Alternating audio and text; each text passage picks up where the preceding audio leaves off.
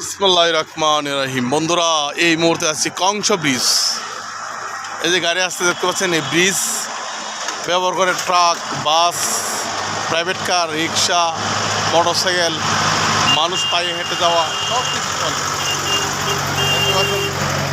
এই রুট ব্যবহার করে সারা বাংলাদেশ, সারা পৃথিবীতে আপনি যেতে পারবেন। আমাদের কংস নদী দেখেন, শীতকাল আসলেই নদী মোটামুটি একটু পানি নিচের দিকে চলে আসে। আগে শুকিয়ে যেত, এই মাঝখানে যে ড্রেজার করার কারণে এখন আর শুকায় না। আর এই লঞ্চ দেখতে পাচ্ছেন, এই যে দুটা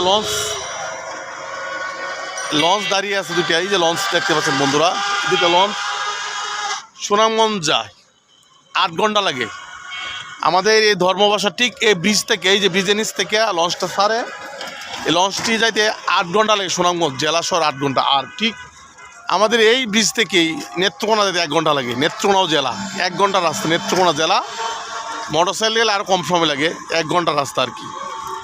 অন্যান্য যে কোনো গাড়িতে গেলে সর্বোচ্চ 1.5 ঘন্টা লাগবে, মোটরসাইকেল গেলে 1 ঘন্টার কম, অর্থাৎ 1 ঘন্টার রাস্তা।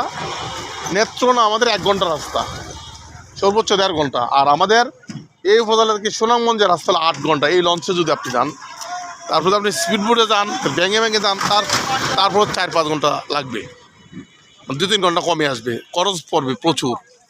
স্পিড বোটে বিভিন্ন গেলে একজনের 600-700 টাকা খরচ যাবে, লঞ্চে গেলে হয়তো 400 টাকা যাবে। আর নেত্রকোনা গেলে 400, ট্রেনে গেলে কম, এমনি গাড়িতে গেলে 60-70 টাকা। আমাদের এই দুই জেলার দূরত্ব হলো প্রায় সমান। এখান থেকে ধর্মবাসা থেকে নেত্রকোনা দূরত্ব প্রায় 30 কিলোমিটার উপরে।